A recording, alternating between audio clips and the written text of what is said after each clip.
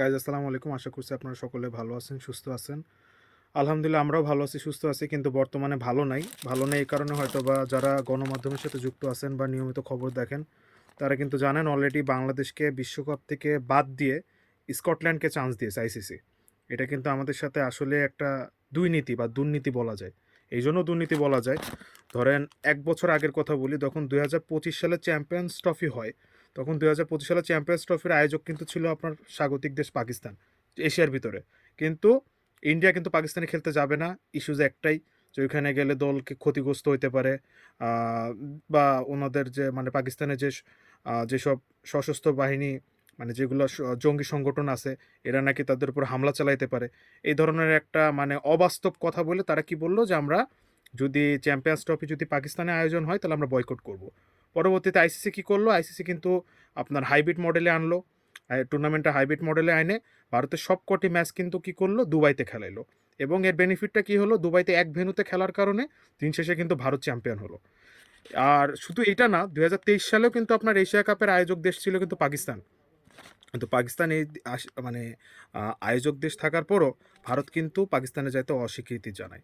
এবং এর ফলাফলস্বরূপ হাইব্রিড মডেলে হয় এশিয়া কাপ, যেখানে পাকিস্তান আয়োজক থাকার পরও পাকিস্তানে আপনার মাত্র 4টি ম্যাচ আয়োজন করা হয়, আর বাকি সমস্ত ম্যাচ আয়োজন করে শ্রীলঙ্কাতে।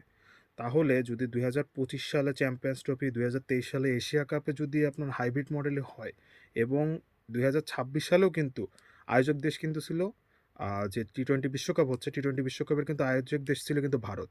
কিন্তু পাকিস্তান না খেলার জন্য বা অস্বীকৃতি জানানোর কারণে কিন্তু এটাও কিন্তু হাইব্রিড মডেল হচ্ছে, শ্রীলঙ্কা প্লাস যৌথ হিসাবে ভারত আছে। তো তাইলে সেখানে যদি ভারতের ন্যায্য দাবি যদি আইসিসি শুনে, বা পাকিস্তানের ন্যায্য দাবি যদি আইসিসি শুনে, তাহলে নিরাপত্তা ইস্যুতে বাংলাদেশের দাবি কেন মানবে না? আসলে এটা লজ্জাজনক ঘটনা, যে আমরা ছোট দেশ, বা আমাদেরকে ওরকম গুরুত্ব দেয় না আইসিসি।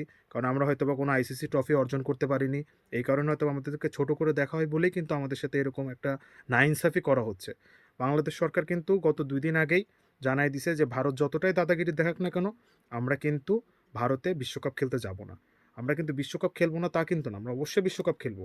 কিন্তু সে আমাদের ম্যাচগুলো শ্রীলঙ্কাতে করা হোক, আমরা শ্রীলঙ্কাতে যেয়ে খেলবো। শ্রীলঙ্কাতে খেলতে তো আমাদের কোনো সমস্যা নেই। যেখানে আপনার আইপিএলে মুস্তাফিজকে নেওয়া হয় না, সেখানে বাংলাদেশ মুস্তাফিজকে বিভিন্ন ধরনের ভয়ভীতি দেখায়, কেকেআর থেকে সরাই দেওয়া হয়। সেখানে বাংলাদেশ কতখানি সেফ ভারতে খেলতে যাওয়া? এই জন্য আইপিএল যেরকম বাংলাদেশে সম্প্রচার নিষিদ্ধ করছে, এই জন্য অবশ্যই জোর দাবি জানাই যে বাংলাদেশকে যেহেতু আপনার টি-20 বিশ্বকাপ খেলতে দেওয়া হচ্ছে না, বা একটা রাজনীতির চাল চালায় বাংলাদেশকে এই বিশ্বকাপ থেকে সরানো হচ্ছে, তাহলে অবশ্যই এটা একটা সরকারের কাছে, বাংলাদেশ সরকারের কাছে তীব্র আহ্বান জানাই, যেন বিশ্বকাপ সম্প্রচার বন্ধ থাকে। বাংলাদেশে কোনো টিভি চ্যানেল বা কোনো ব্রডকাস্ট যেন কোনোভাবে বাংলাদেশের জন্য বিশ্বকাপটা যেন না দেখতে দেয়। কারণ যে বিশ্বকাপে আমরা থাকবো না, যে বিশ্বকাপে আমাদের দেশের প্লেয়াররা যে বিশ্বকাপে সুযোগ পাবে না খেলার, আমি মনে করি অবশ্যই বাংলাদেশের একজন নাগরিক হিসেবে বাংলাদেশে এই বিশ্বকাপটা না দেখানো হোক, এবং এতে সবাই আশা করা যায় উৎসাহ প্রকাশ করবে।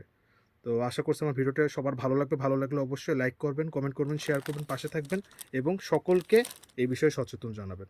ধন্যবাদ। আসসালামু আলাইকুম।